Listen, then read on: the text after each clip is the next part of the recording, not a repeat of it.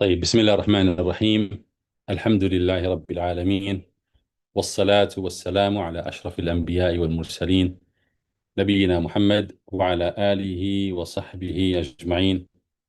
My brothers and sisters in Islam, Assalamu alaikum wa rahmatullahi wa barakatuh. I welcome you all in the first session in our new series studying Arabic grammar. And as you are aware, our textbook for the series is going to be Al-Ajurumiyyah. Al-Ajurumiyyah is the first textbook that is deemed to be entry-level textbook. But it's a book that is very blessed, Mubarak. Mubarak in every sense of the word. Mubarak in the sense that it covers almost 85%, 90% of the grammar that you need. And I can assure you that if you can actually study Al-Ajurumiyyah, and then you can say after that, that's all I need to study from Al-Ajurumiyyah. And you would have secured 80 to 85% of what you need to start to understand Arabic text and to understand the Quran. What you need in everyday life is definitely in Al-Ajurumiyyah. What you need to develop deeper insight in the Quran and in the Hadith of the Prophet ﷺ, again, is 85% in the Ajurumiyyah. What is left extra is beyond this textbook, but it's not much. It's something simple, basic. You can cover it in a short amount of time. Whatever is extra, whatever is beyond Al-Ajurumiyyah is not much.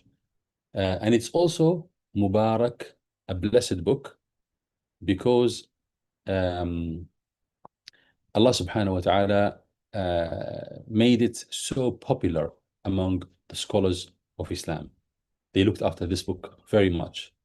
It is deemed to be a rivalry book to Alfiyah ibn Malik, in terms of popularity, in terms of how widely spread, how widely used this book by ulama to teach Nahw. It is a competitive, or it is something that is as popular and as good as Alfiyah to Ibn Malik. So it's very popular like that. And the ulama, when they comment like this, they say Allah subhanahu wa ta'ala will put so much barakah in one book only as an indication that this author, the author of this book, has sincere intention for how they compiled the book and why they compiled the book. They really sought the pleasure of Allah subhanahu wa ta'ala.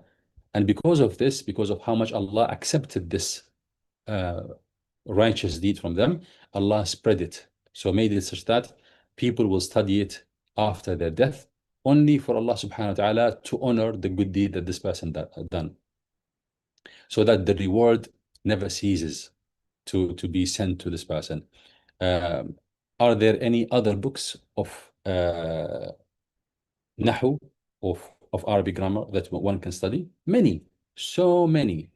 But subhanallah, it seems like this book has no competition when it comes to starting. Almost all the ulama will recommend you to begin with Al-Ajurumiyyah. So definitely it has barakah to it. And hence, and listen to this, the ulama, they say, studying a book that is blessed will be an easier journey in understanding that field of knowledge compared to studying a book that is not blessed. So studying a book that you can see clearly, there are great signs that this is a book chosen by Allah subhanahu wa ta'ala. This person died 700, 800 years ago, yet his book is still so popular. It shows that Allah subhanahu wa ta'ala has picked this book to be a means for the continuation of his reward after his death. So studying this book for a student of knowledge is more likely to be easy for you than studying any other book. And in this sense, we are seeking the barakah that is seen in this book. And like I said, this is concerning the textbook.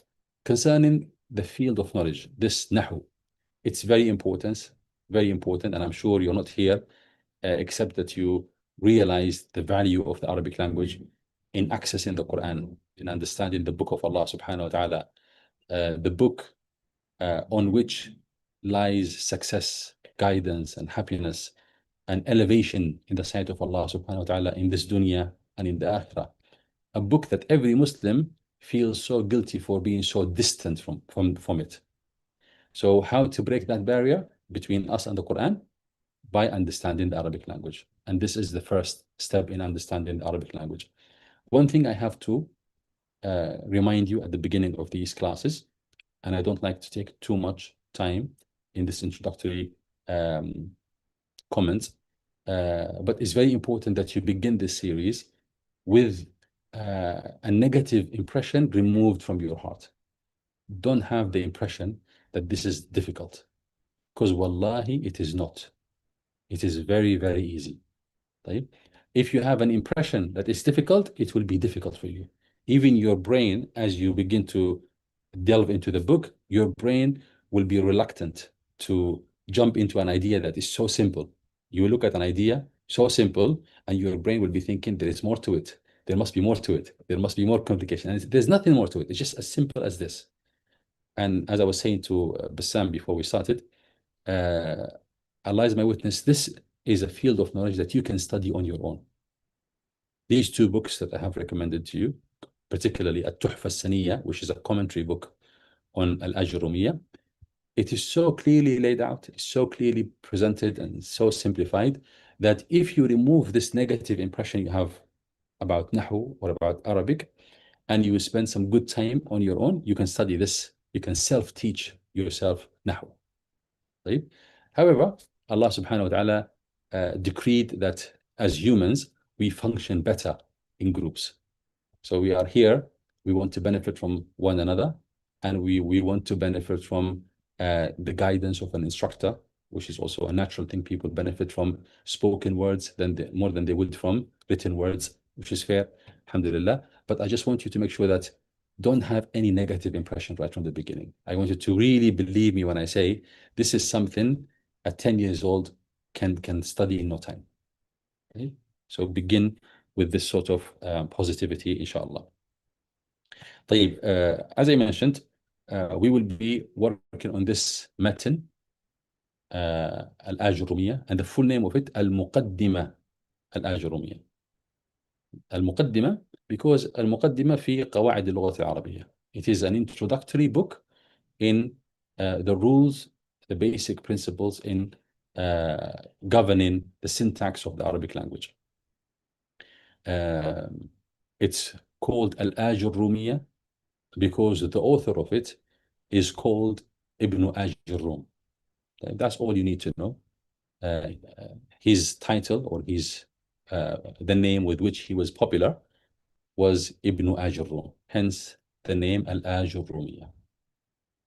The commentary book that we are using is a book by Muhammad Muhyiddin Abdul Hamid, an Egyptian scholar who wrote a book called At-Tuhfat-us-Saniyyah. At-Tuhfat-us-Saniyyah بشرح المقدمة الآجرومية. He wrote a commentary book, very nicely laid out, very easily presented. And inshallah, we will be using that book as our main textbook. Right? But you also have, alongside the Tuhfat-us-Saniyyah, you have the matan, the basic text of Al-Muqaddimah Al-Ajurumiyyah. This is called Al-Matan. Matan is the precise, concise words that are written to encapsulate large information. This is called what? Matan. And then you have sharh on the matan. So the actual book we will call it the matan, the basic text that is so condensed that needs elaboration, needs expanding, needs sharh. So the textbook is called Muqaddimat Al-Ajurumiyyah, and you have a file that has Arabic English translation of that book, and you also have English Arabic translation, or Arabic into English translation of the commentary book itself. So it couldn't be any easier than this. طيب, we will begin by the book itself, Ibn Ajurum. For those who are following with us online, inshallah, I will share the screen with you. I have like 100 documents open, so bear with that. I'm going to share with you my screen, desktop share. بسم الله الرحمن الرحيم. طيب, where are we? There you go. طيب, I hope you can all see the screen. Let me just double check that this is happening.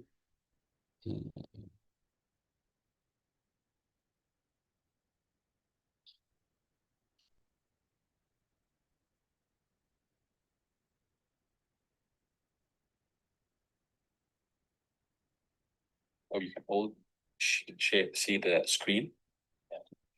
Well,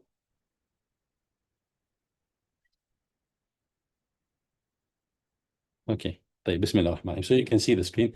This is the textbook, the matan, as you can see there. If I scroll down, it has a title for every chapter. It has chapters, and as we begin as well, you will find these sections of the book are called chapters. Babu kada wa babu kada wa babu kada.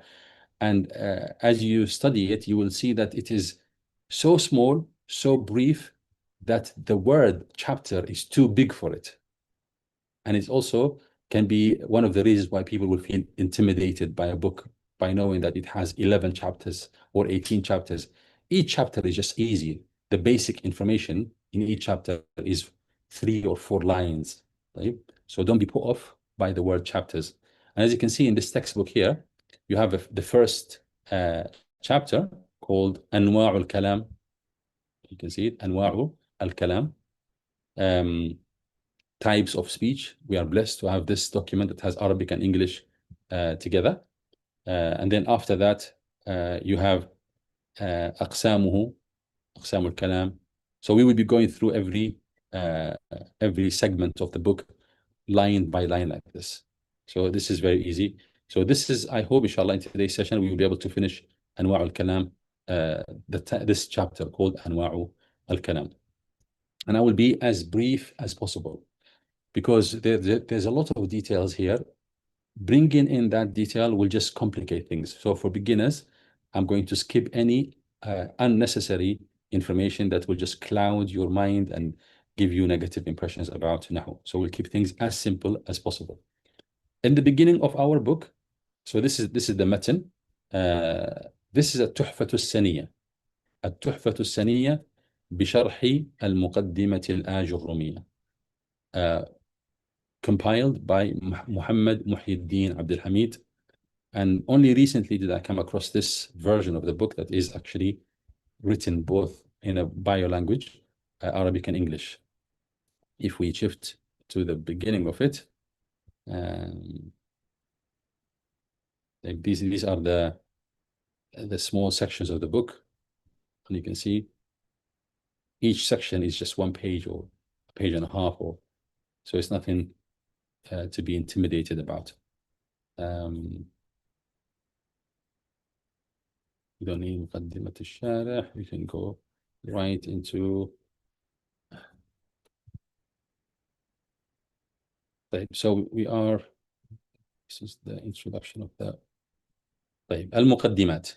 This is the first part that we will be studying. المقدمات, an introduction to grammar. So this is not an introduction to the book, but rather an introduction to the field of knowledge itself. Why is that? Why is that important? Because as you begin to study any field of knowledge, you need to correct your orientation to develop an idea where we're heading and what are we looking at, what are we analyzing, what is the objective, and what are the general tracks that we will be treading on.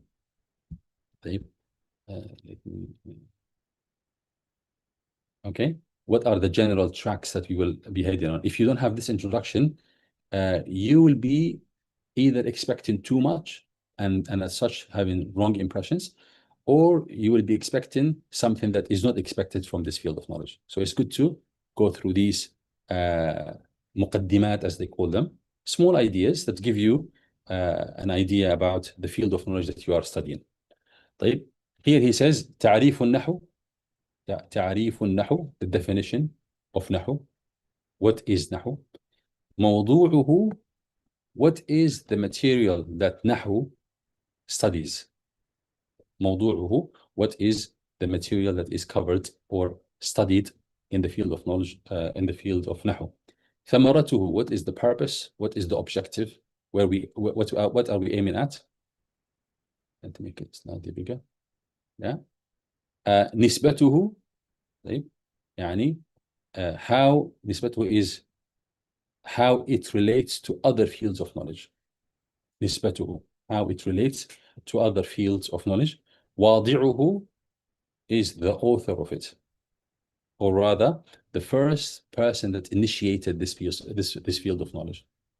العالم الذي وضعه.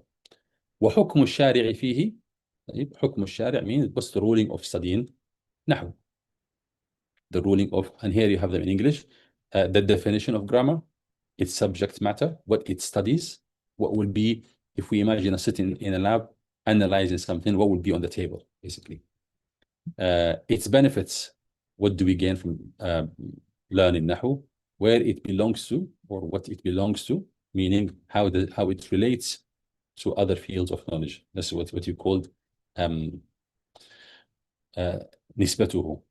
Its formulator, the person who initiated this as the first person that thought of Nahw as a field of knowledge, and the Islamic ruling relating to it. All right. So this is al-muqaddimat. There are 10 other. This is how many? At-ta'rif, 1, 2, 3, 4, 5, 6. So we have 6 here, but all in all, there are 10. But in the field of knowledge of Nahw, they thought as an introduction, these ideas suffice for us to begin with. Is that clear? Please feel free to stop me if anything is unclear to you. An idea can be very clear to me, but it may not be clear to you guys. So do us all a favor by stopping me and asking me questions, inshallah. So let's begin with at-ta'rif. How do we define Nahw? Right? He says kalimatu Nahw. Nahw. The word Nahw itself, kalimatu Nahw, تطلق في اللغة العربية على عدة معان. It's usually used in the Arabic language for a number of purposes, a number of usages. Right? Why is this? Because every time we study a term that is employed in a certain field of knowledge, we have to look at how that term is used in the language in general, and then we can see how it was employed in the particular use within this field of knowledge. Right? You're familiar with this, right? So a word can be used in some open context, but doctors, for example, will use it in a particular connotation. So engineers will use the same word, but in different connotation in terms of their field of knowledge. So whenever we study something, we have to look at the Arabic definition of it, and then how it was employed in the field of knowledge. And that employment of the word in the field of knowledge, they call it al-istilah, تعريف الاصطلاحي. لكن first, we have to begin by التعريف اللغوي. نحو as a word, what does it mean? He says تطلق في اللغة العربية على عدة معان. It is used in the Arabic language for a number of meanings. Yeah. منها الجهة. One of them is to speak about a direction. طيب. تقول, so نحو means direction. نحو means direction. So for example, you say ذهبت, you could say ذهبت نحو فلان. ذهبت, I went towards. So the word towards is presented here by the word نحو in the direction of. ذهبت نحو فلان. Is that clear? أي جهته, meaning in his direction. So نحو can mean direction. And this is one meaning of the word. He says ومنها, also one of the meanings of the word used, that use it among the Arabs, الشبه والمثل. الشبه, something that is similar, to express the idea of similitude between two things. You will use the word نحو. So you will say محمد نحو علي. Muhammad is like Ali. So we use the word نحو. محمد نحو علي, أي شبهه ومثله. So they said the way the word Nahw was used in the earlier times when this field of knowledge was coined, they say this is by, as we will come to speak about the formulator, Al-Wadi', you will see inshallah. Yeah, Abu al-Aswad al-Du'ali, he will mention this inshallah. This is a man who came to Ali ibn Abi Talib radiallahu anhu, as they say. He came to Ali ibn Abi Talib radiallahu anhu. He says, Ya Amir al-Mu'mineen, adrik al-nas. He says, oh, leader of the believers, rush to the help and the rescue of people. Ali ibn Abi Talib radiallahu anhu, he says, what's the matter? He says, the language of the Quran. The language of the Quran is now being tampered with. And as you are all aware, that in the time of Ali ibn Abi Talib radiallahu anhu, the Islamic State expanded a lot. And it went beyond the Arabian Peninsula. And as such, non-Arabic nations came into Islam. And as they came into Islam, naturally the language developed. You know, the language developed. It's no longer the pure language that the Arabs spoke before the expansion of the Islamic State. So Persian came into Islam and other nations came into Islam. So the language started to be watered down and changed. So the ulama, then they realized the need to document Nahw, the language that was spoken at the time of revelation. Because you can only understand the Quran by understanding the Fusha, which is the most eloquent form of the Arabic language, which was spoken in the time of the revelation. So this man went to Ali ibn Abi Talib radiallahu anhu. His name is Abu al-Aswad al-Du'ali. He went to Ali ibn Abi Talib radiallahu anhu, and he said to him, Adrik al-nas, ya Amir al-Mu'mineen. Rush to the aid of the people. Rescue Islam and Muslims. He said, how? He says, the language of the Quran. Okay? And apparently he was speaking to, it was said that he was speaking to his daughter, and she wanted to express an idea in some way, but she changed the grammar of it. Okay? So she said, ما أجمل السماء, ما أجمل السماء, أجمل السماء, ما أجمل السماء, which means what is the most beautiful thing in the skies? Okay? ما أجمل السماء. That's a question. What is the most beautiful aspect of the skies? So the father said, the stars. And then she said, no, I did not mean that, my dad. I was just trying to express how beautiful the skies are. I was trying to express what? Just how beautiful. It's an expression. I'm not asking a question. He said, if that's the case, my daughter, don't say ما أجمل السماء, say ما أجمل السماء. ما أجمل السماء. So if you say ما أجمل السماء, that means that you're expressing how beautiful the heavens is. If you say ما أجمل السماء, that would mean what? What is the most beautiful aspect of the heaven? So she asked him that question. Being an Arabic, a daughter of an Arabic man, her language started to change. She missed out on this minute detail. So he realized that people are changing and the language of the Quran is being watered down, and so the need to document it has come. So he went to Amir al-Mu'minin radiallahu anhu. So they say Ali ibn Abi Talib radiallahu anhu, he took a pen and paper and he wrote a few things about fi'l and fa'il, mubtada and khabar, and the basics of the grammar. And he said, he gave the document to Abu al-Aswad al-Du'ali. And he said to him, Unhu nahwa hada. Unhu nahwa hada. He gave him what he wrote, and he says, continue along the lines of this. So write something along the line. So he started, Ali ibn Talib radiallahu anhu, he started this, and he started the few basics of the Arabic grammar, and then he gave it to Abu al-Aswad al-Du'ali and told him, write something along those lines. And how do you express this? To say along those lines, Unhu nahwa hada. So that's when the word Nahw came. So to preserve that aspect of the history of Nahw, they started to call this field of knowledge Nahw. So in today's world, they try to move away from that, and they call it قواعد اللغة العربية, the basics or the principles of the Arabic language. Okay? So the ulama, they say we need to use the old word, the word that was used by our earlier scholars. Why is that?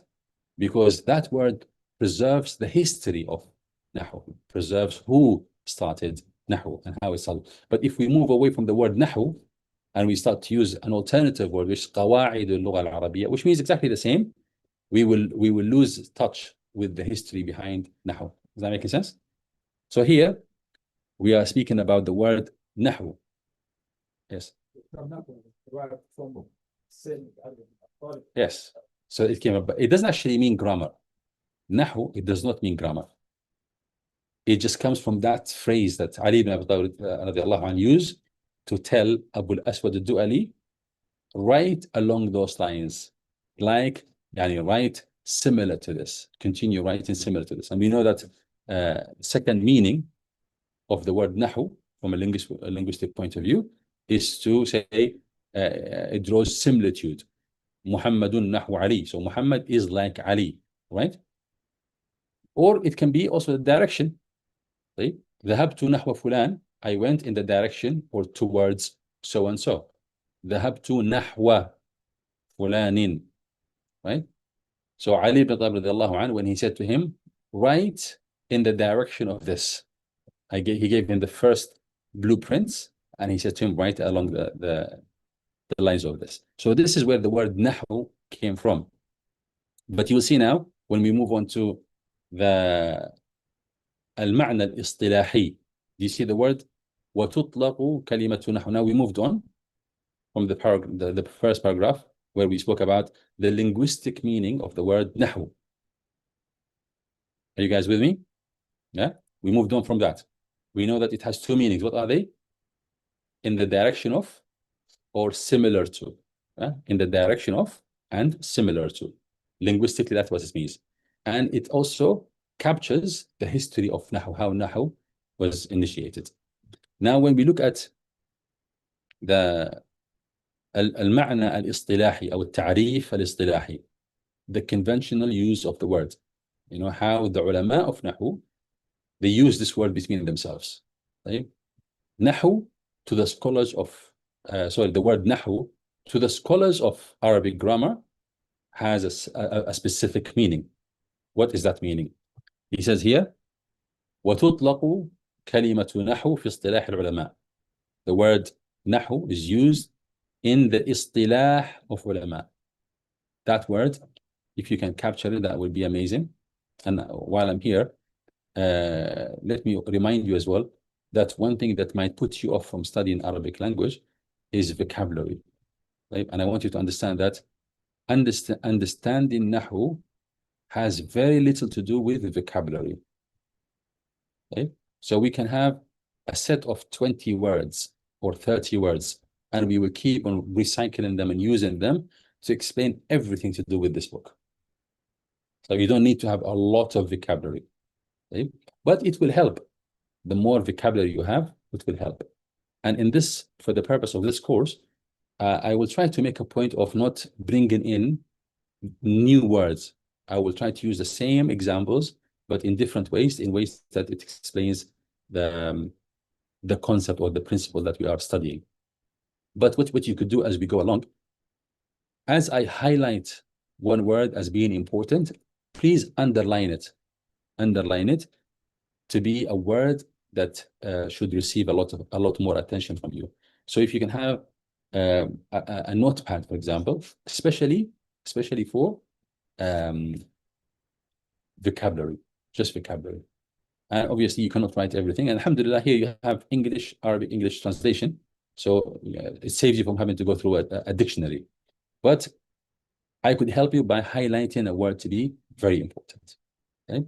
So here the word istilah al-ulama, it means the agreement of scholars.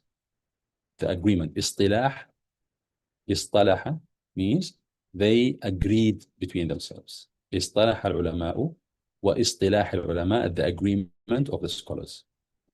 And now that we are here in the field of knowledge, holding a book of Nahw, when we say scholars, I want you to also automatically assume that we are speaking about scholars of Nahw, not the scholars of fiqh, not the scholars of hadith, even though the word scholar is generic, it means all, but because we are holding a book of Nahw, when the word scholars is used, you have to assume it's the scholars of Nahw.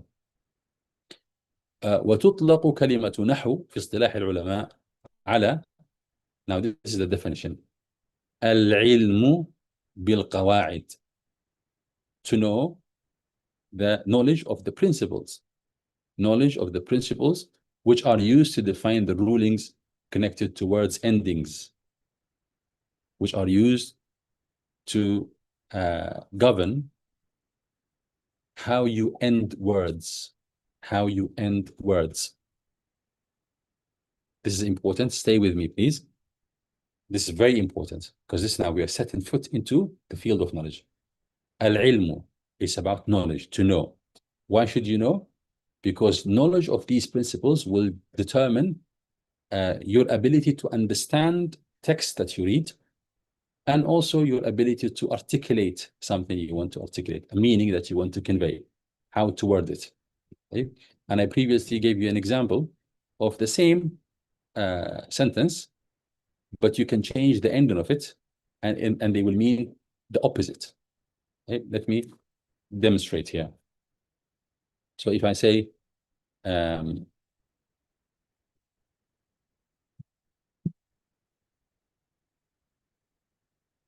can see my screen, all of you. If I say ضرب,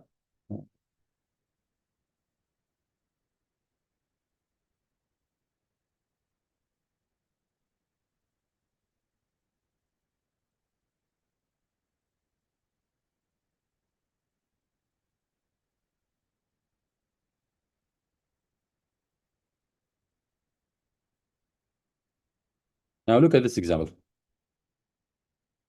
Large enough, sir. Look now. ضرب محمد زيدا. Now, what is the word? What ضرب means? To hit, in the past tense. Huh? Who is the doer of this hitting? Muhammadun. Huh? Who is the one being hit? Zaydan. Right? Now, if I change this, look at the end of word, the end of Muhammadun. What does it have? It has dhamma, right? If I change that and I put tanween, I put fatha, and I put tanween like this. So what have I changed? I only changed the end haraka of these two words. So now what does it mean now? Who hit whom? Zayd. Zayd is the one that hit Muhammad. Even though Muhammad was mentioned first, but it doesn't matter. It doesn't matter which one was mentioned first. What we're looking at for meaning is the end of the word. So now look at this. This is the end of the word. Okay? And this is the end of the word. Okay? So the word Muhammad, this is the part that Nahw studies. Nahw looks at this. And Nahw looks at also this part here. And by looking at this end of words, meaning will become clear for us. So if you're trying to convey this idea that Muhammad hit Zayd, but then you said, ضرب محمد زيدا, you would have miscommunicated the idea to people. So you see what Nahw is all about now? Nahw is about understanding the rules that govern the end of words. What determines the end of words in the Arabic language for you to be able to understand the spoken words of others. And when you speak, you will be able to say the right thing. Now, let me say one thing here. When we are speaking about spoken words or spoken words of others, or when you want to speak, a comment about, I will digress a tiny bit here, but what should be your aim? What should be your aim as a student of the Arabic language? Right? Your aim should be primary, I suggest, right, is to understand spoken words, which are basically written words. the written words we have in books, the written words we have in the Quran, which can be spoken when the Quran is recited, which can be spoken, which when the ulama, the grand ulama speak. So one of your objectives is to be able to access the Quran and to also access the knowledge conveyed by Arabic speaking scholars. So now you are being limited in your access to Islamic knowledge to people who are intermediaries between you and the scholars.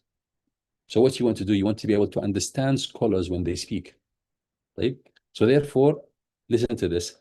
I want you to focus that right now at this point in your study journey, your focus is not about opening your mouth. Don't mix things. If you want to speed up your learning process, understand that speaking will come naturally. But at this point, it is not a priority to you. It will come naturally in the right time. When you learn any language, first you want to be able to read and write it, and you want to be able to hear it. And if you do a lot of that, reading and writing and hearing, naturally you'll be able to speak.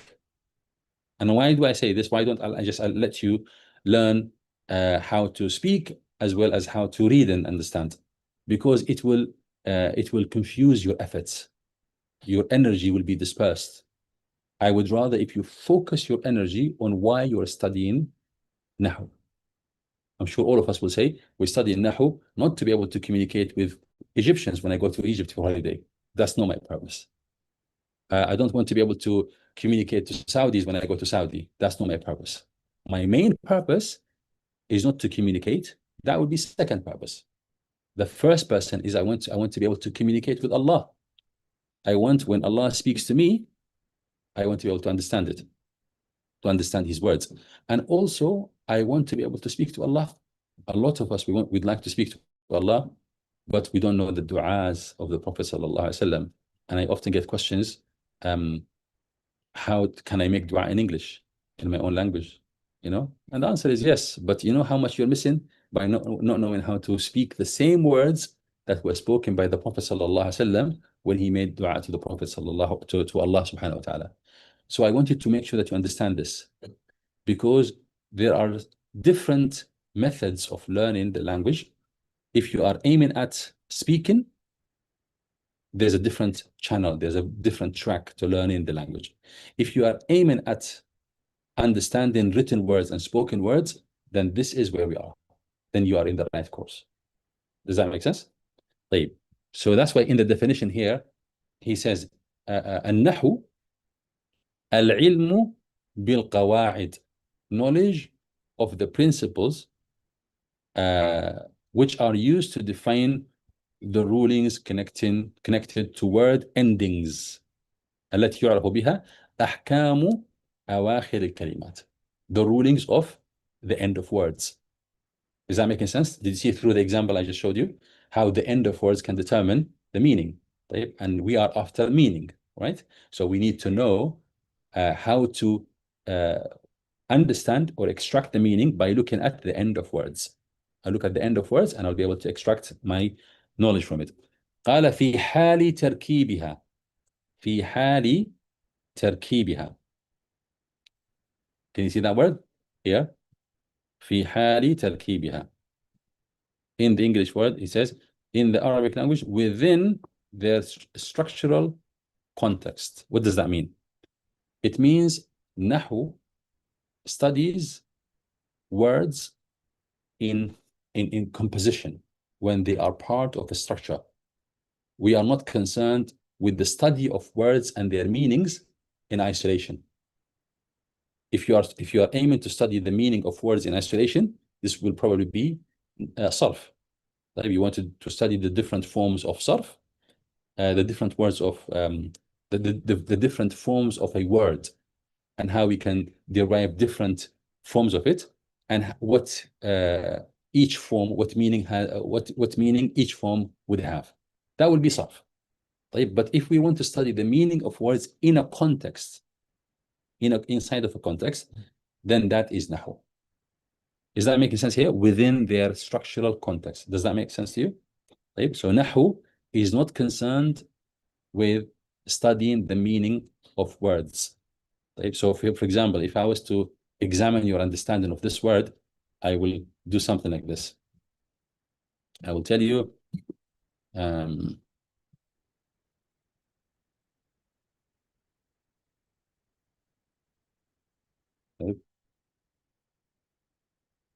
everybody can read this word, صح? Or even better, this word, Allah. I want you to look at it. This is one word. Can you grammatically analyze this word? Can you grammatically, I'm from a Nahw point of view, can you grammatically analyze this word? No. Why not? Because it's not in a sentence. So that could be a test of your understanding. If somebody gives you one word in isolation, right, and it has no other words even understood, muqaddara, right, and somebody tells you, give me grammatical analysis of it, you will say, I don't do grammatical analysis for one word. It has to be within a context. Why is that? Because words within a context, they influence one another. They influence one another. They have an effect on one another, right? And this is what we want to see. We want to see what is the impact of this word when it's become next to this word, right? But if a word is presented in isolation, then it means nothing to us. This word, this definition, this part of the definition is very, very important, right? You need to understand that words, when they are connected to one another, they will have an influence on the ending part of one another. So this is what we study, how words influence one another in determining the end vowel of each word, right? And that's what we study in Nahw. Is the definition so far clear? Yeah. So what we said, al-ilmu bil-qawa'id, knowledge of the rules and the principles. التي يعرف بها أحكام أواخر الكلمات العربية. The rules with which we know the rulings of the ending part of Arabic words. The ending part of the Arabic word. التي يعرف بها أحكام أواخر الكلمات العربية في حال تركيبها, when it's part of a structure.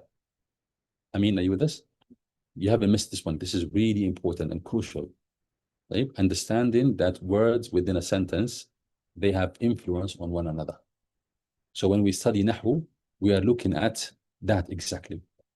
So we will be using words like i'rab, which can be translated as grammatical analysis. Right? What are we doing in grammatical analysis? Basically, we are looking at the influence of words on one another. Right? So that's why we said here, التي يعرف بها أحكام أواخر الكلمات في حال تركيبها. من الإعراب, some words are معربة in a state of إعراب, which is a ruling basically. Let me also give you another idea that is just as crucial. النحو, write this one down. النحو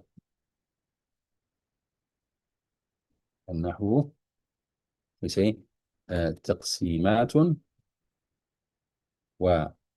وتعريفات وأحكام. What is Nahw? Nahw, when we study Nahw, is basically these three things. We will be categorizing words, because words in the Arabic language, they are of different types. We can't tell the rulings of each word. What do we need to do? We need to be able to categorize it. We say, okay, this word falls under this category.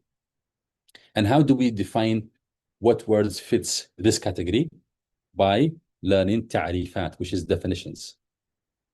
And when we have determined in which of the categories can we put a specific word, then we can say, okay, in this case, the ruling is X, Y, and Z. This is what we're going to do this to the word. This is what we're going to do to the ending part of this word. So if I was to put this in English, I would say, Nahw is what? Categorization, definition, and rulings.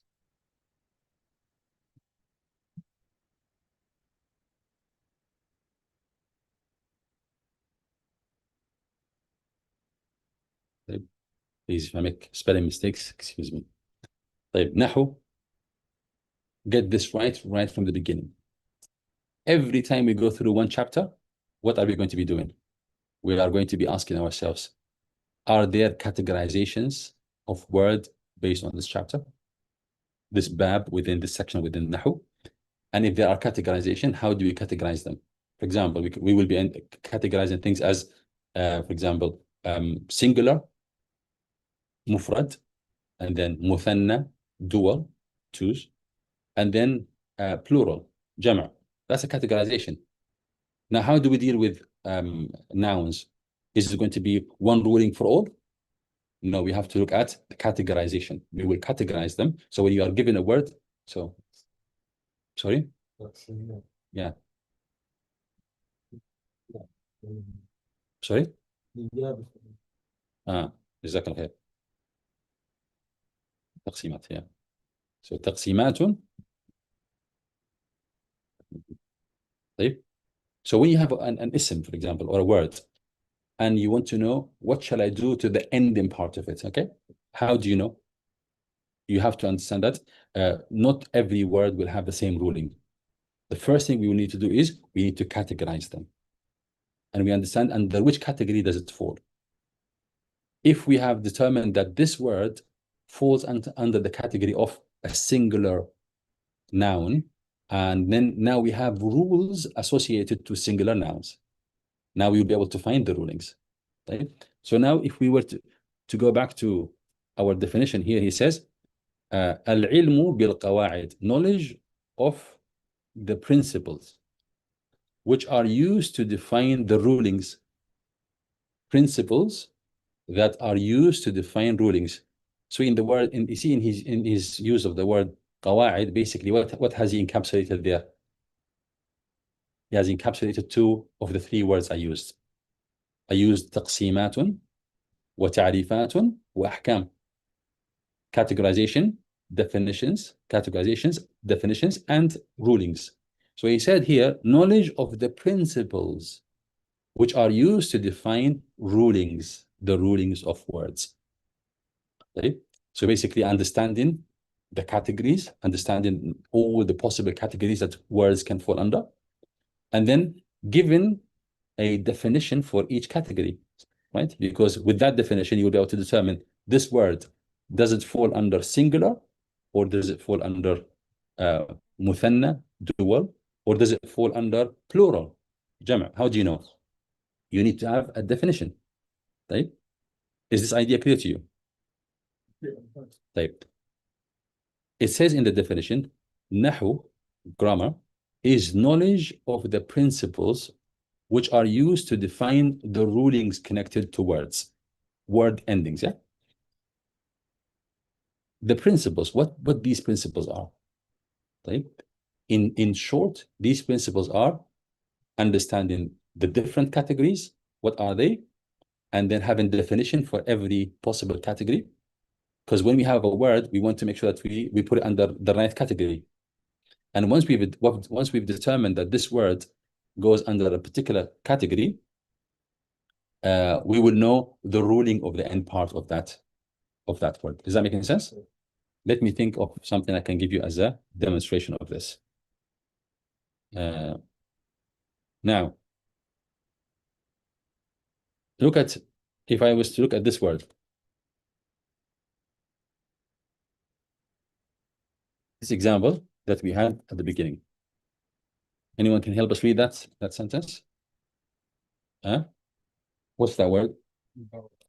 ضرب محمد زيدا. ضرب محمد زيدا.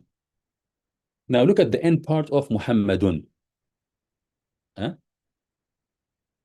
Look at the end part. How does it end? With dhamma and tanween. Because this one, محمد, is a word that falls under the category known as singular. Singular. So what's the ruling of al-mufrad? is to have dhamma at the end of it when it was in this position. But if we had a different category, let's say, for example, the ones who hit Zayd is not Muhammad, is many people called Muhammad. Or let's say the teachers hit Zayd. So we will be saying something like this. Look, ضرب, okay. ضرب, ضرب, the same word. The teachers,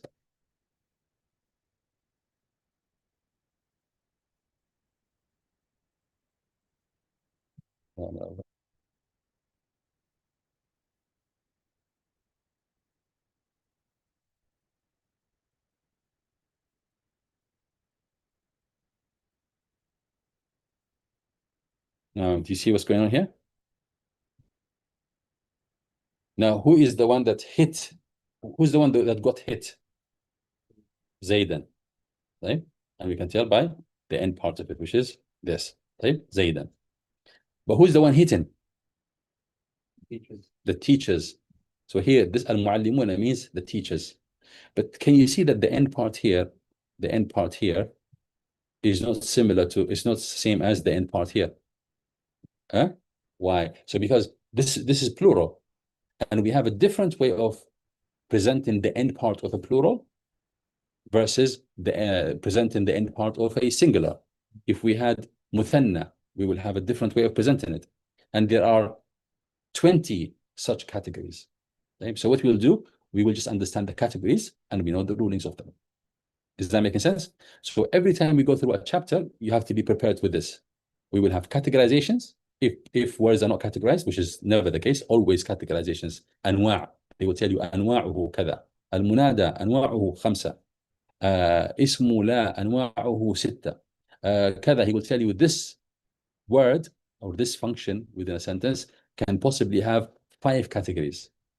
So the ruling of category number 1 is this. The definition of it is blah, blah, blah. The ruling of it is blah, blah, blah. Is that making sense? So when we say the ruling, what are we talking about here? The ruling that governs the ending part of a sentence. Yeah. So let's go back here. So knowledge of the principles which are used to define the rulings connected to what I mean, connected to the word endings. That's where the meaning lies, the ending of the words, right? In the Arabic language, within their structural context, within a sentence, not in isolation. Right? This includes, he says, for example, that's the definition up to here, up to the full stop. That's where the definition ends. Right? So the definition of Nahw, you can either take it like this, or you can look at it as what I said here. النحو تقسيمات وتعريفات وأحكام. Nahw is categorizations, definitions, right? Categorizations and definitions. For each categorization, we need to have a definition, yeah? And rulings. Once we have determined what the categorization is, where a word falls, then we need to know what's the ruling of this. Does that make sense? So if you want to define Nahw in the longer way, this is what it is. The knowledge of principles which are used to define the rulings connected to word endings in the Arabic language within their structural context. Okay? In Arabic, العلم بالقواعد التي يعرف بها أحكام, rulings. أحكام أواخر الكلمات العربية في حال تركيبها. Right? If you want it in short, تقسيمات وتعريفات وأحكام. Is that clear? طيب. What is he saying here? من الإعراب والبناء وما يتبع ذلك. من الإعراب. These are example rulings. You can give one ruling. You can look at one word and say this ruling, this word, given it's under this category, the ruling of it is mu'raba.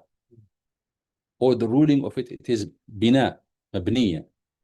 So these are here from this point onwards, here, from the definition. This is just examples of rulings. Is that clear? And you don't need to bother about learning what i'rab is at this point. what bina is at this point, because we will cover this in subsequent chapters, right? But for now, you need to know that these just rulings, example of rulings. Is that clear? Bassam? Anything, Salman? Everything clear? طيب. So that is what the definition of Nahw. This is what you should be expecting. Every time we go through one chapter, and ask yourself, what am I looking for? Categorizations, definitions, and then rulings. طيب. الموضوع.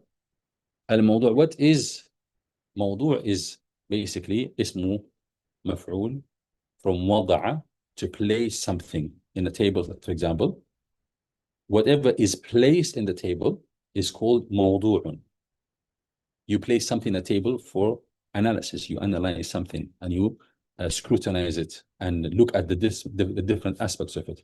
So we say الموضوع, موضوع علم النحو, the topic, what is placed in the study of نحو. الكلمات العربية, we study Arabic words. Arabic words. Right? And again, as we said in the definition, Arabic words within a context, within the context of a structure, or within a context of a sentence. That is the field, that is what is being studied in this field of knowledge. قال من جهة البحث عن أحوالها المذكورة. From what perspective? From the perspective of looking at the rulings. It's the different possible states of a word, and therefore the ruling that we can give it. Is that clear? I'm very happy to go over anything a multiple number of times. Just ask. Yes. الموضوع. الموضوع here, it means what is placed in the table. Imagine yourself sitting with a number of scholars of Nahw, and you are saying that we are going to study something. This thing you are studying, what is it? Are you going to put an engine, a car engine? For example, mechanics would be studying car engines. Are you going to be studying codes? Software engineers, they study codes, like programs. Are you going to study, are you going to dissect the corpse of a dead person, for example? That's what biologists do. Right? So nuhat, when they put something on the table, this thing they put on the table, what is it? What are they dissecting? What are they dissecting? What are they analyzing? Right? He says simply what is placed, what's mawdu' on the table, what is on the table to be studied and analyzed, is basically Arabic words. Al-Kalimat al-Arabiyyah, that's why it says Al-Kalimat al-Arabiyyah, Arabic words. And that's why you will see soon, inshallah, we will have to exclude non-Arabic words. Non-Arabic words is not something that we study. Right? It will come soon, inshallah, when we speak about Anwa' al-Kalam. Our mawdu' is Al-Kalimat al-Arabiyyah. Right? So non-Arabic words, no one can give you a sentence in English, for example, and tell you, yalla, do grammatical analysis for this. You tell them what? This is not the mawdu' of Nahw.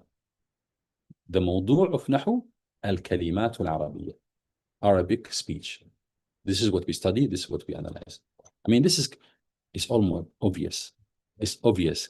But do you see what I'm talking about? Sometimes there are information that is there. Your brain will be thinking, okay, where's the catch? There's no catch. Nahw is easy. This is an example of something that is dead easy, very logical, and it has a paragraph in a book. Right? And there's a lot of such information in a lot of books that are just making books very bulky. But when you look at it, really, there's nothing to it. Right? Very common sense, very logical. طيب. So that's what al-mawdu'. قال, we study the Arabic language, the Arabic words, again, within a context. We're looking at the different possible states of a word, and then deducing its category, the category it belongs to, and then deciding that the ruling of words under this category is X, Y, and Z. Clear? Yes. طيب. الثمرة. الثمرة is the fruit. What do we gain from studying Nahw? Why do we study Nahw? الثمرة. قال ثمرة تعلم النحو. The benefit of learning Nahw. And obviously they will, here is a very important point, my brothers and my sisters, that I would like to emphasize. You need to have the right intention or why you're studying anything. Okay? Because remember, anything you do for Allah subhanahu wa ta'ala, if you're doing it for Him, then He owes you aid and support. If you're not doing it for His sake, then Allah does not owe you aid and support. He can tell you, go and seek your aid and support from whoever you're doing this for. So right from the beginning here now, if you want to have this field of knowledge becoming so easy for you, just always remind yourself, I am doing this for the sake of Allah. I'm doing this to understand the book of Allah. I'm doing this to preserve the language of the Quran, because the language of the Quran, unless there's somebody interested in learning it and somebody interested in teaching it, the language will die. Right? I am here to be able to understand the words of the ulama, to find guidance in their words, from the source rather than from the translation. If that's your intention, then Allah will make things easy for you. Now here he speaks about الثمرة. What do you gain from learning نحو? He says صيانة اللسان عن الخطأ في الكلام العربي. To protect your tongue from making mistakes when you speak Arabic. Right? And we just established that this can be an objective, but it can be the secondary objective, not objective number one. Right? Objective number one is not even to speak, to understand first. Speaking will come in its own time, inshallah. صيانة اللسان عن الخطأ في الكلام العربي. He says the benefit of studying Arabic grammar is that it trains the tongue against making mistakes in Arabic speech. So when you speak Arabic, you will not make mistakes. And then he says وفهم القرآن الكريم والحديث النبوي فهما صحيحا. I wish he had these two swapped around, فهم القرآن الكريم والحديث النبوي فهما صحيحا, to develop proper understanding to the Quran, the noble Quran, and the hadith, the prophetic hadith, and in a proper way. فهما صحيحا. He says اللذين هما أصل الشريعة الإسلامية وعليهما مدارها. These two things, which are the basic principle for understanding our Sharia, Quran and Sunnah. طيب. نسبته meaning how this field of knowledge, write this down because it's not there. نسبته means how this knowledge relate to other fields of knowledge. نسبته هو من العلوم العربية. He says simply it belongs to the sciences of the Arabic language. And there are many of them. The most popular and the most important are three. You can say four. صرف, نحو, بلاغة, and then لغة. لغة itself meaning dictionary, words, learning words. Okay? So it belongs to 10 or 12 sub-fields of knowledge within the general field of knowledge, Al-Ulum al-Arabiyyah. Al-Ulum al-Arabiyyah is the general field of knowledge that has within it 10 or 15, 10 or 12 fields of knowledge. Nahw is only one of them. Nahw is one of them.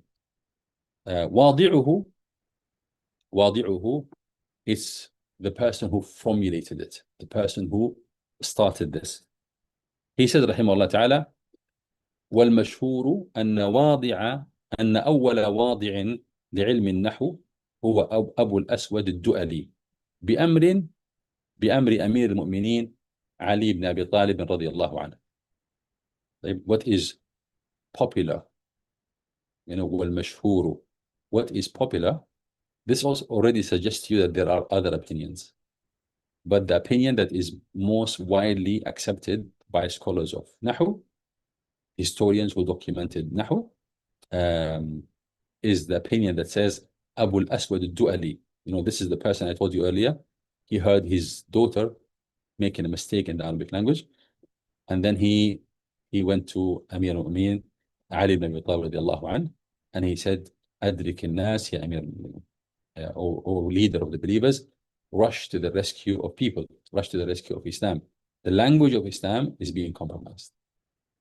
So this is the story that is most popular among historians of the Arabic language.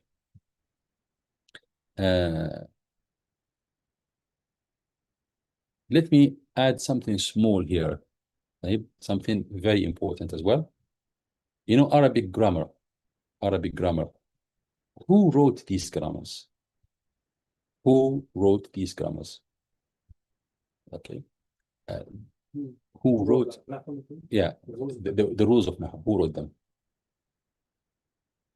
Huh? Abu al-Aswad al-Du'ali and his likes. Right? Meaning, it is not the Arabs themselves, the Arabs that lived in the desert. Right? The people in the time of the Prophet ﷺ, the companions themselves, they never saw the need to. They just spoke the language naturally, and they never needed grammar. Right? Who was interested in writing grammar? Scholars who came later, and they said, you know what, we need to capture this language because it's being diluted. So how did they speak? So what they did, unbelievably, they actually went into the desert and they collected every piece of poetry they can get hold of, and every piece of spoken words, nathar, right? And they put everything together, and they kept on looking and analyzing these pieces of literature. And then they came up with rules. They say, okay, the rule that governs all this is blah, blah, blah. The rule that governs all of this is blah, blah, blah. Right? That's how scholars of Nahw did this work. By actually traveling and collecting what? Arabic literature, being poetry, being spoken words. They would go to the desert and speak to Bedouins who did not mix with speakers of other language, who their language is still pure. And they kept on documenting. So they went through a phase of just documenting. After they document as much as they could, then they sat down to analyze. And they say, this is what governs this language. For the benefit of whom? For the benefit of non-native speakers, including Arabic speakers who came at a later time. But that Fusha that was spoken in the time of the Prophet ﷺ is no longer their language, right? So what does that mean? Similar to in English, for example. Did you find any English person interested in grammar? They're not interested. But grammarians who wrote grammar, who do they write it to the benefit of? Speakers of other languages, when they want to come into understanding how English people spoke, right? They have to understand it through system, right?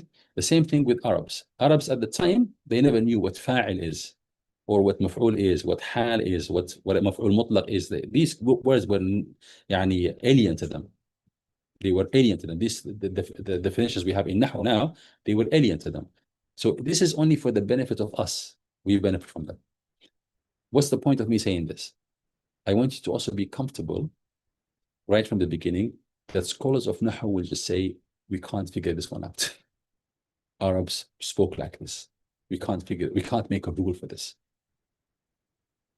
Arabs spoke like that, right? So we'll get to a point, and this is the nearest definition of mabni. Mabni is another words of saying Arabs spoke like this. We couldn't make a rule for this. So they looked at it, and they couldn't come up with a rule, right? They tried their best. So they made a rule for a lot of significant part of it. But when they get to this part that they cannot understand why the Arabs spoke like this, they just say, mabni, it was built like this. It was said like that. So as we go here, there are rules that we are going to be looking at, right? But there are exceptions to the rule, and there will be words that have no rules. So you need to be comfortable with this right from the beginning, right? So this is هذا واضعه. So the first person that initiated it was Abu al-Aswad al-Du'ali, and then other great scholars did a massive amount of work. They kept on refining this field of knowledge. They kept on refining it. The good news is they say this is a field of knowledge that is very well cooked, that there is now hardly any difference of opinion, or to be precise, any significant difference of opinion. There's always difference of opinion, but there's nothing significant. Nothing that you can just marginalize and overlook. So they actually dissected the language so much. Now this knowledge is just pure knowledge. Does that make sense? So that's the good news of studying Nahw from the beginning. طيب, ما هو حكم الشارع فيه? What is the ruling of الشارع? What does الشارع means? From Sharia, the one that legislates, the legislator. حكم الشارع فيه, يعني what is the ruling of the legislator, and this means Allah and His Messenger. What is the ruling of Allah and His Messenger in studying Nahw? قال, the commentator here, Muhammad Muhyiddin Abdul Hamid, the author of this Tuhfat-us-Saniyyah, he says, تعلمه فرض من فروض الكفاية. The studying of Nahw is a communal obligation. What does that mean? It means it's an obligation that somebody has to learn. If somebody does it, that suffices the purpose, that addresses the need of the ummah, then no one will be sinning. But until that happens, everybody will be sinning. Everybody will be sinning until there are enough people who are studying Nahw and teaching Nahw to address the need of the ummah. So, حكمه فرض من فروض الكفاية. So this is one of the reasons that we can actually have this intention right from the beginning. We are trying to address this this obligation for the ummah, right? Because clearly there isn't enough, especially for English-speaking, the English-speaking world, and even other languages. There isn't enough. We need more and more people who will be able to teach this language to others. No, based on the fact that that which is necessary for the fulfillment of an obligation is an obligation. So now if this language dies down, what will die with it? The Quran, the Sharia, the ilm, everything will die.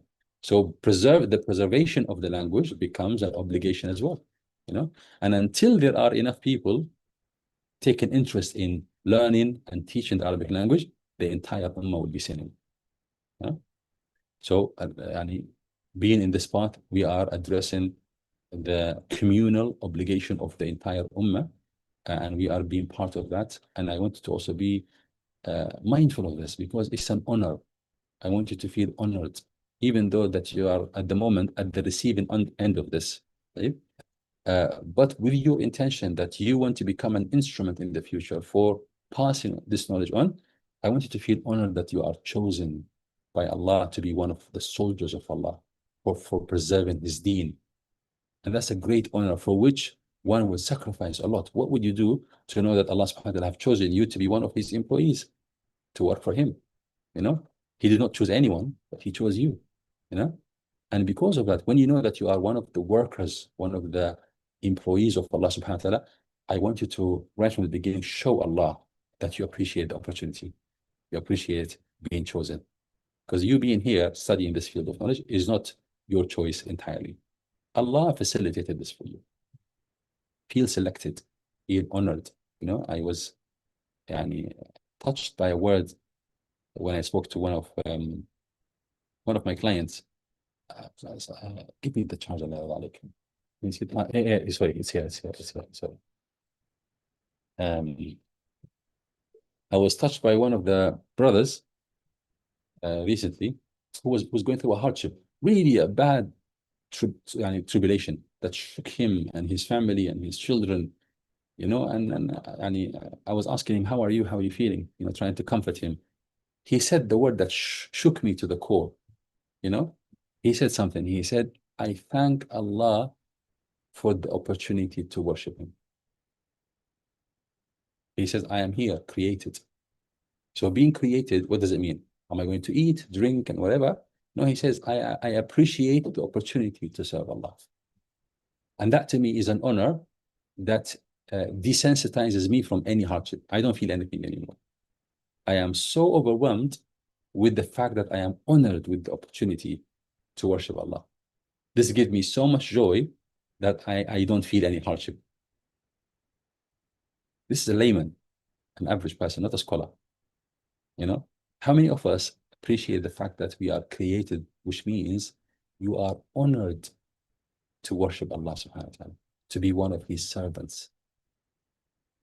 Something we need to be thinking about, you know? So part of you being honored after being created, right, to also be chosen to study Nahw. To study Nahw, because this is Allah subhanahu wa ta'ala choosing you to be one of His chosen, one of His soldiers. And that comes with what? That comes with you showing appreciation. Knowledge is not going to be easy.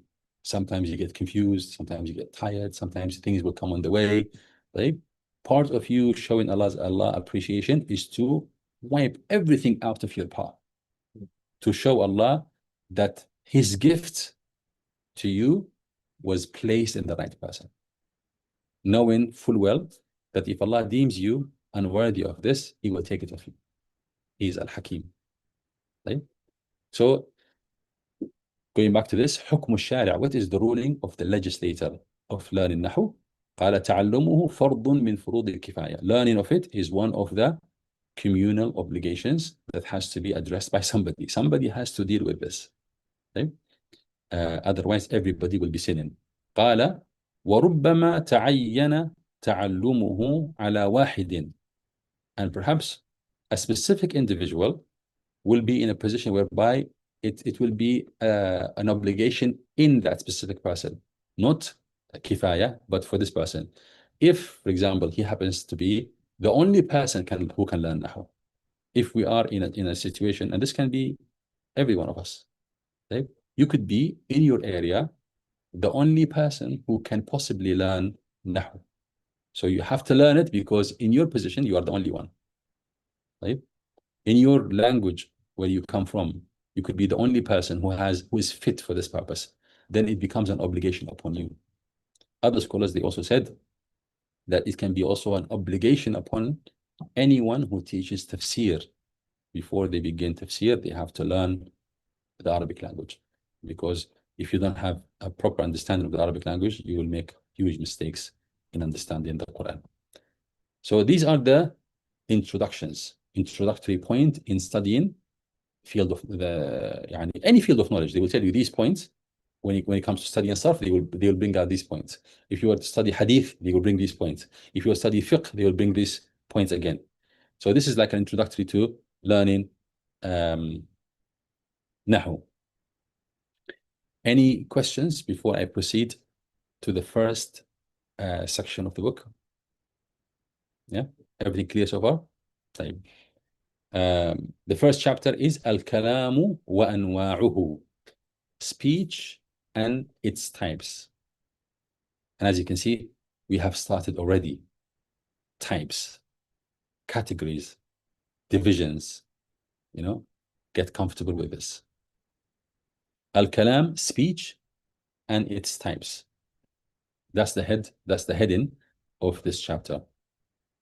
قال المصنف, the compiler, the one who wrote the original text, i.e. أبو عبد الله محمد بن داود الصنهاجي المعروف بابن آجروم. آجو no Aji room. A lot of people they say Ajurum, but the proper pronunciation is Ajurum, which is not an Arabic word, but he was known by that title. So قال المصنف means that the compiler said, or the author said. وهو أبو عبد الله, that's his kunya, the father of Abdullah. Muhammad ibn Dawood as-Sinhaji, this is his name. Muhammad, the son of Dawood as-Sinhaji, from Sinhaja. Al-Ma'ruf, the one that is known by Ibn Ajurum. So Ibn Ajurum is not really his name. None of his fathers or forefathers called Ajurum, right? Al-Mawludu fi sanati, the one born in the year 267 or 76, 72 و600, والمتوفى في سنة 327 23 و700 من الهجرة النبوية. He was born in the year 276 and he died in the year 327. So he lived basically, he lived in the 3rd or the 4th century after the death of the Prophet sallallahu alaihi wasallam, in the 4th century, and his book is still alive with us today. Now, to begin with, let's define what is kalam. What is kalam? Al-kalamu, who can read this for us? Al-kalamu هو اللفظ المركب المفيد بالوضع. Al-kalam, So we are defining what kalam is. Who can tell me why are we interested in defining what kalam is? And this is a good question, by the way. Every time you read a line of knowledge, ask yourself, why do I need to know this? What's the point of this? If you have this mindset, you will learn anything you learn in a deeper way. Right? So now this is clearly a definition. Why would we be interested in defining what kalam is? Anyone can help us with this? Huh? It's kalam is formed of sentences. Huh? Kalam is formed of sentences. So complete Nahw, and the Nahw is to do with the ending of words and sentences. Huh? So, Okay, very good. Close enough. With what makes we need to know what the value is, because if it's not that, then it doesn't fall under what we're studying. Exactly. So the mawdu', we said the mawdu' of Nahw, what is placed in the table is kalam. Right? So you can be presented with something, and first of all, you need to see that does it fit the definition of what I am studying, or am I wasting my time? Right? So the first thing we need to do, what is the definition that filters out that which I'm not concerned with as a grammarian? Right? And anything that goes through this filter means it is something within my remit, something within my interest. So you'll find a definition consists of clauses. This is something also you have to be interested in. So there are clauses within a definition. You have to dissect each one of them because they act like filters. So you can anything that is presented to you as kalam, you put it through the first clause. Does it go through? You say, alhamdulillah, so far so good. And then you put it through the second clause. Does it go through? Then alhamdulillah, still kalam. Maybe the third clause will send it out. Say it doesn't meet the third clause. And as such, it is not kalam as far as I'm concerned. Right? So we are going to go through what are the clauses within that definition that we have to put the kalam through, whatever is presented to us as kalam, before we accept it as to be something that we're interested in studying. Is that making sense? قال الكلام هو اللفظ المركب المفيد بالوضع. Like he said in the English, let's see how they wrote it here. They said speech, kalam, is the compound utterance.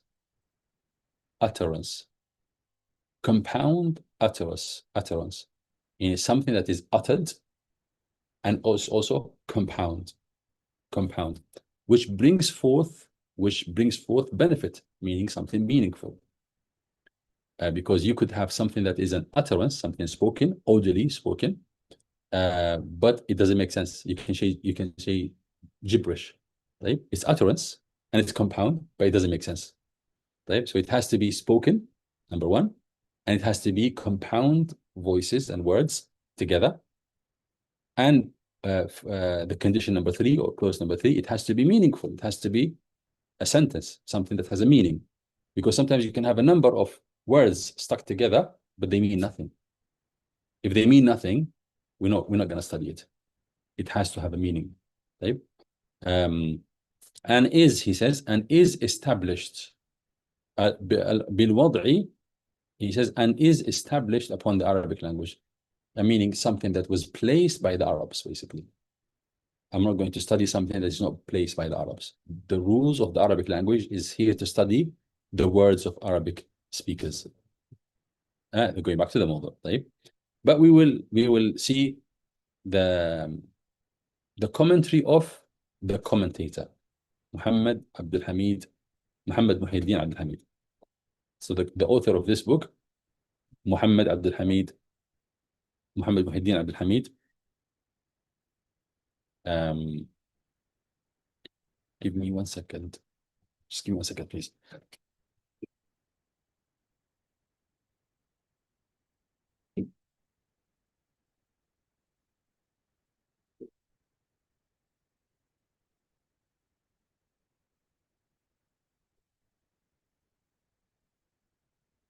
طيب, so sorry about that.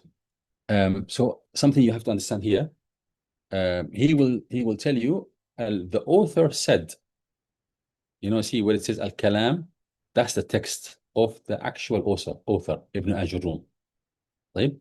And then he says here وأقول. Can you see وأقول here? وأقول. This means that I will elaborate below on the brief sentence above. Is that making sense? So this is for you to be able to read the book by yourself, like on your own. And by the way, this is a good practice. If you can come to the class, not being presented by words and concepts that are totally alien to you, you will benefit more from the class. But if you are in the middle of the class and everything I say is totally alien to you, you're not going to catch up. Because that's the way human brain works is, say, for example, I would present you with X, Y, and Z, 4 ideas, right? So I present you with idea number X. And Y, when I finish with it, I move to Y, your brain will be slow, will still be processing X, and I'll be speaking about Y.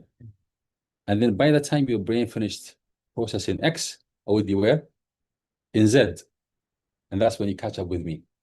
So what have you missed in between? You missed Y, right? So people who don't study and they come to the class without studying, this is what they will be doing. And that's when you have this negative impression that, oh, Nahw is hard. Nahw is not hard.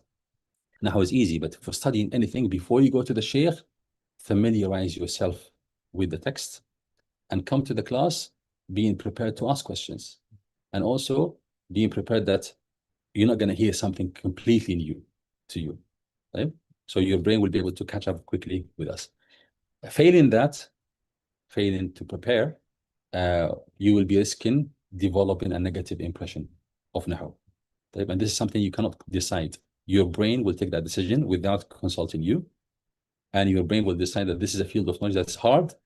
And no matter what you're presented with within Nahw, your brain will be thinking, not ready. No, not ready. You will not accept any simple idea. Okay? So try not to do this to yourself. If you cannot come to the class prepared with at least a couple of chapters, 3 chapters, make sure that you go through the same chapter, the same class, twice or 3 times. Because if I was to follow the example of X, Y, and Z, so if in the first round you heard me explaining X and your brain was lagging, and then I moved on to Y and your brain was still lagging, and then when I moved to Z, your brain finished processing X, right?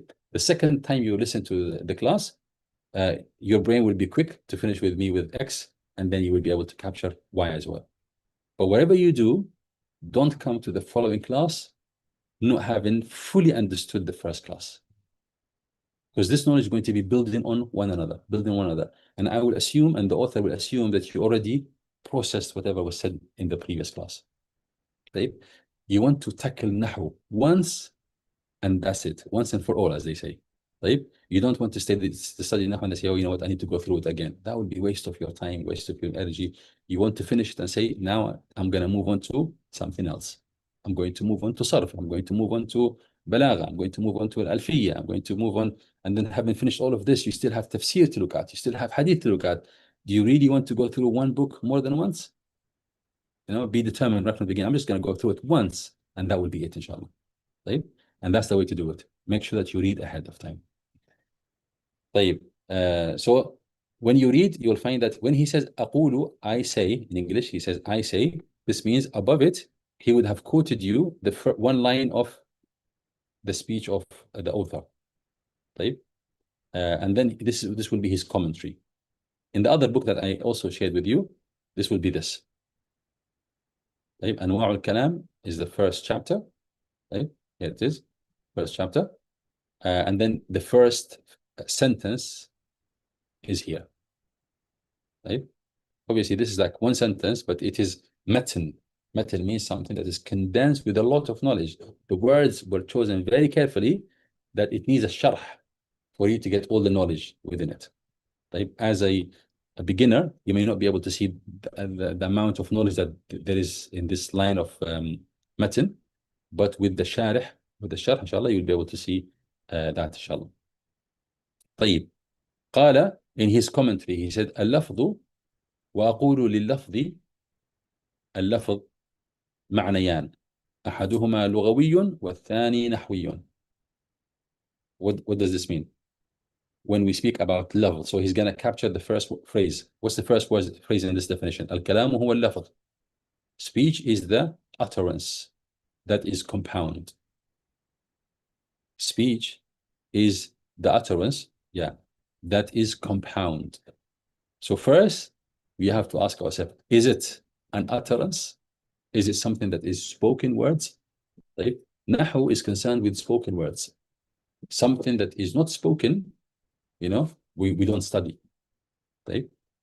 And that's why, for example, there are words or letters that are written but not pronounced. Words that are written for distinguishing purposes, right? Not to be pronounced. These words, we're not concerned with them. Like alif al-jama'a, the little alif that comes after waw al-jama'a. This may not make much sense to you now, but there's an alif which they write after a certain waw to indicate the type of that waw. So that alif is not pronounced. It's just an indicator for the reader. When you read, you should know that this waw belongs to a certain category. But that alif is not to be pronounced. So if it's not pronounced, me as a grammarian, you as a grammarian, you're not going to study this. You're not going to analyze this. We only analyze what? Spoken words. Right? For example, جاء محمد. جاء. What does جاء mean? Came. جاء came. محمد. محمد. How many words do we have here? 2. For a non-grammarian. For a grammarian, you see 3 words. The first word is جاء. Second word is Muhammad. And then that's a word. Is it pronounced? It is pronounced because I said Muhammadun. So if it's an utterance, I am concerned with it as a person of Nahw. If it's not uttered, then I'm not concerned with it.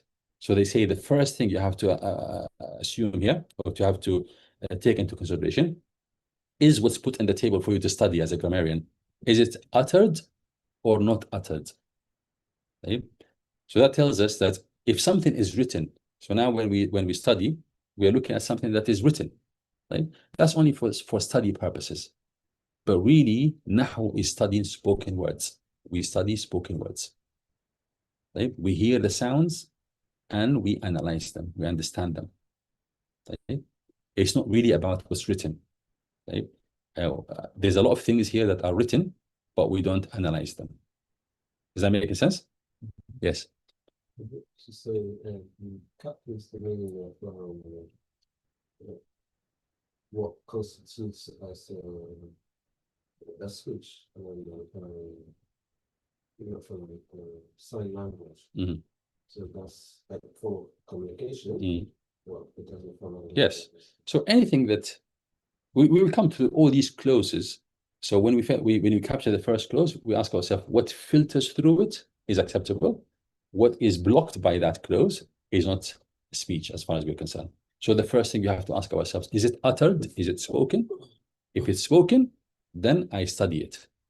And then I'm going to put it through the second clause. And then the third clause, and then the fourth clause. So do you understand this about definitions?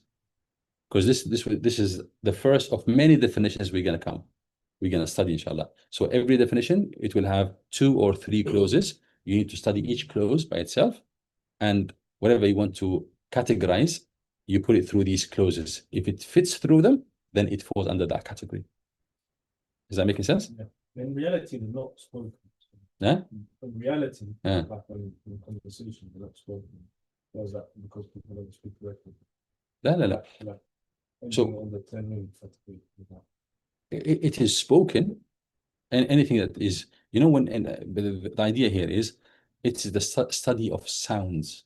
Nahw is the study of sounds. Right? What about the written forms of them? This is something to aid us in our study. But literally, officially, what we study is the sounds. The sounds. Does that make sense? For example, you will see inshallah soon. Something that if I literally or if I give you a word written in a piece of paper, you can reject to study and analyze it. Why? You say this is not something I study. So, but why do we study it while we are learning Nahw? Is because it aids us in the learning process.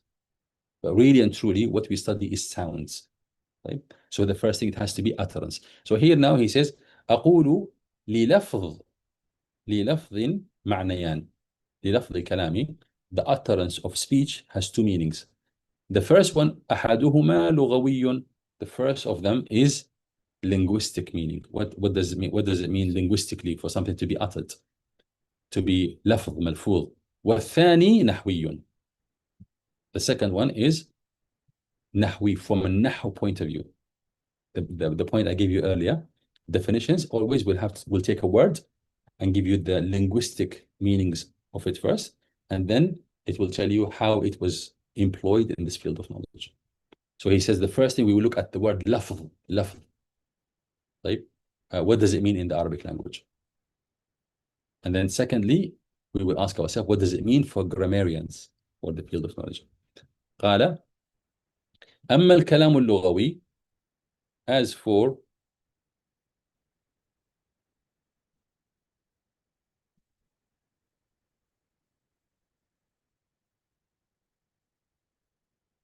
طيب لفظ literally means to spit something out.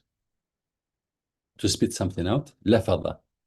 طيب لفظ اللقمة. So you can take a bite of something and then you don't like the taste of it, you spit it out. طيب لفظه. So whatever you spit out, that's the actual primitive use of the word لفظ. طيب it was employed for uttering words afterwards. But really and truly, right in its primitive form, lafad means to spit something out. Lafadahu, something that you try to chew or eat, and then you spit it out. Even your saliva, spitting a saliva is called lafada. Lafada. However, among lugha, in the general use of the word, what does it mean? قال أما الكلام اللغوي فهو عبارة عما تحصل بسببه فائدة سواء كان لفظا أم لم يكن كالخط والكتابة والإشارة. As for kalam, in the general sense, outside of the field of knowledge, anything that can be a means of communication. So written forms, sign language, all of that can be kalam. Right? All of that can be kalam. As long as some meaning is communicated through it. سواء كان لفظا, whether it is لفظ, utterance, أم لم يكن, or it's not uttered. كالخط والكتابة والإشارة, like signing to somebody or writing to somebody or to draw a line, for example, or something. Whatever communicates an idea, that can be kalam outside of Nahw. Inside of the field of knowledge, that all of this is not kalam until it's spoken. So if it's spoken, then it goes through the first clause, the first filter. أما الكلام النحوي, he says, as for the kalam from a Nahw point of view, فلا بد من أن يجتمع فيه أربعة أمور. It has to have a combination of four matters before we can call it kalam. الأول أن يكون لفظا. First, it has to be لفظ, utterance. الثاني أن يكون مركبا, for it to be compound, meaning consisting of more than one word, not one word. والثالث, here you can see it, أن يكون مفيدا, for the combination, for the compound structure of words, it has to have a meaning. So if it's a compound structure of words, but it doesn't convey any meaning, then that's not kalam. He went through the compound part, he went through the compound structure filter. But in the third filter, which is mufid, meaningful, it was blocked. That's not meaningful. Do you see this idea of filters? So والثالث أن يكون مفيدا. For this compound structure of words, it has to be meaningful. والرابع أن يكون موضوعا بالوضع العربي. Number 4, it has to be in the placement of the Arab, the way Arabs placed it. There are 2 opinions about this one. I will come to them in a minute, inshallah. So these are the 4 conditions. Who can repeat them to us? The first one. It has to be uttered. أن يكون لفظا. Number 2. Makes sense. Before that. Compound, consisting of more than one word, right? Either literally and there pronounced or understood, you know. Then the number 3 condition, it has to be meaningful. It has to be meaningful. So it has to be uttered, compound, meaningful. Number 4. It has to be based on the placement of Arabs, the way Arabs spoke. Right? In the Arabic language. طيب. Now he's going to go through. Yes.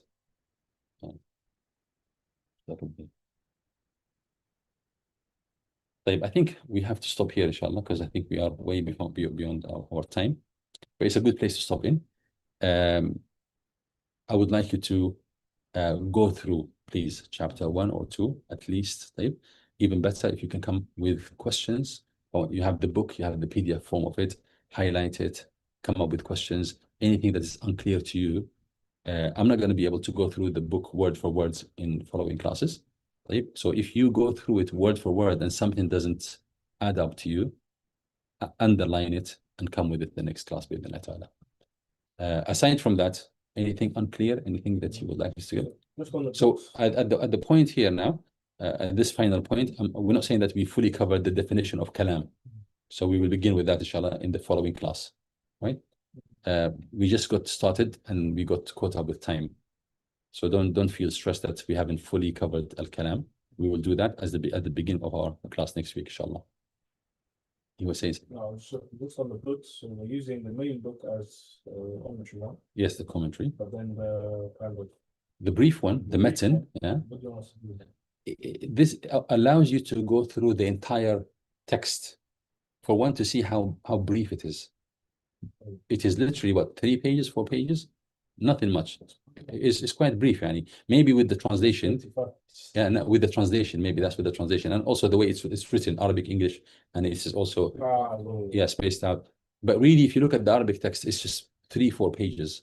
Yani the actual body of the text is really brief, and that's why it is done like this for the purpose of memorization. And this is something that I have to highlight as well.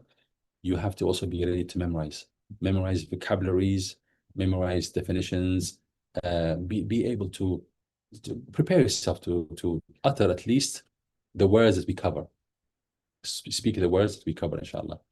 And especially when it comes to categorizations, you know, we're going to use the English words, the English terms to define al-fa'il, for example, the subject. But I will only use this one at the beginning. But after this, I'll be using the word fa'il. I will no longer be using the word subject. Maf'ul bihi, at first I would say object. But after that, I will say maf'ulun bihi. So get familiar with that as well. Huh? All right, we'll stop here. Bidna ta'ala. Jazakumullah khairan. If there are no questions, we'll pause here. Bidna ta'ala. The method, would you say it's best for us to come back to that after we gain the good understanding, and then we can have that always in our heads as like a short, concise way of memorizing all the rules and stuff?